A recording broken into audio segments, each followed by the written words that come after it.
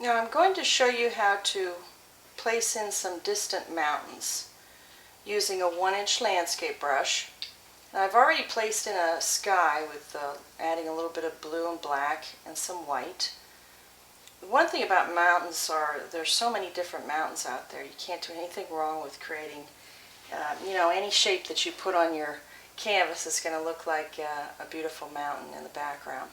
As long as the color is similar to the color, a little bit darker, or it could be a little bit lighter than the value of the sky that you're placing on top of, you're doing just fine. Now, I'm angling my brush so I can start at a diagonal and wiggle or move my arm up and down.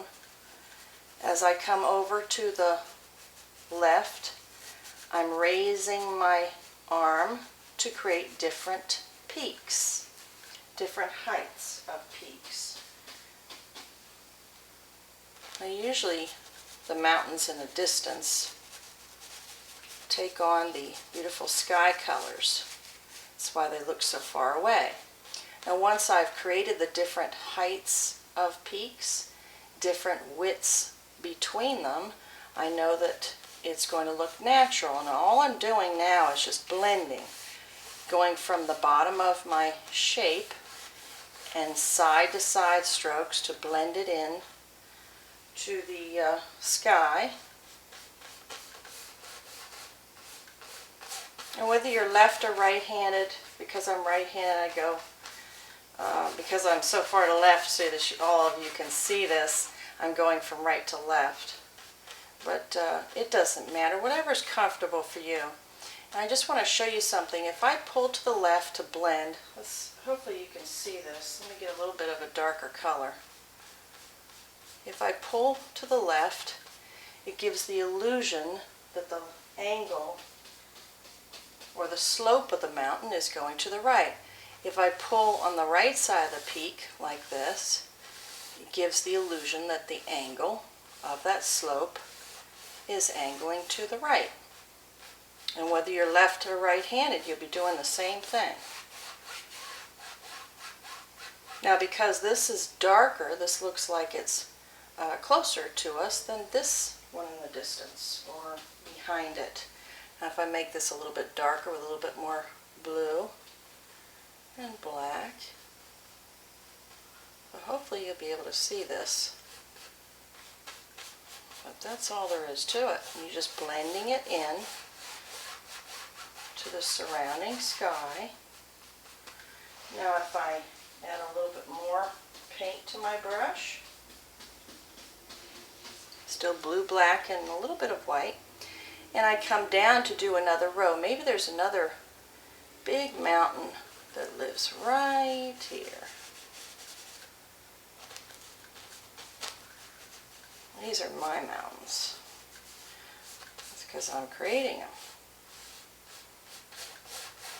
Now see how I'm pulling to the right from the peak, angling my brush to the angle or edge, the shape that I've created. Going back and forth to blend with the wet paint. These are oil-based paints. And then if I pull to the left, it will give that illusion of the slope angling to the left. And you can make it as steep as you want to. If I add a little white, you can see I can create a little bit of snow on top. I'm using a light pressure. Before I was using a medium to hard pressure.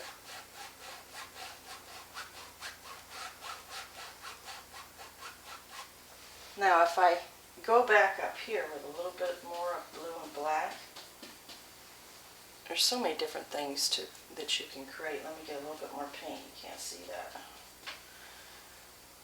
I can add a little shadow to this side of the mountain. And the more I go over it, the more it tones it down so it's not as dark as when I started. And I can go back, a little bit more white, go closer to this edge,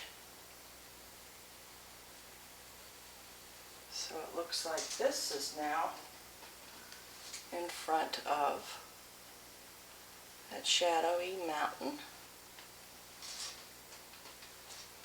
And I can add more snow. This is a very light pressure, barely touching the canvas. Can't stress that enough. Let the canvas grab what it wants to. It'll look beautiful. And that's basically how you create distant mountains with uneven height mountain peaks. And as long as they're different widths apart from each other and light shade as opposed to the sky, you're doing a wonderful job.